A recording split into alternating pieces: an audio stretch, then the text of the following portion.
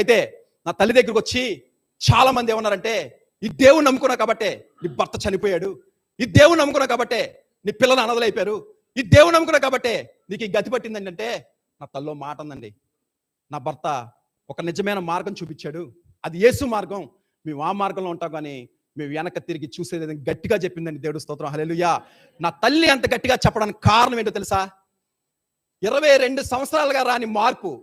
మా నాన్నగారికి మా అమ్మగారు 22 సంవత్సరాలు పెళ్ళయి, 22 సంవత్సరాలుగా మాని మందు, 22 సంవత్సరాలుగా మాని సిగరెట్, ఈ పరిశుద్ధ గ్రంథం పట్టుకున్న తర్వాత, ఈ పరిశుద్ధ గ్రంథం పట్టుకుని సంఘానికి వెళ్ళిన తర్వాత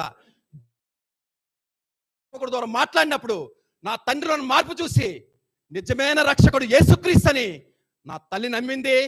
అందుకే ఎవరు ఎన్ని మాటలు చెప్పినా, ఎవరు ఏం చెప్పినా సరే, నిజమైన రక్షకుడు యేసుక్రీస్తు అని విశ్వాసంతో ప్రార్థన చేసింది. ఆ ప్రార్థనే ఈ రోజు మీ ముందు నన్ను నిలబెట్టింది. దేవుడు స్తోత్రం.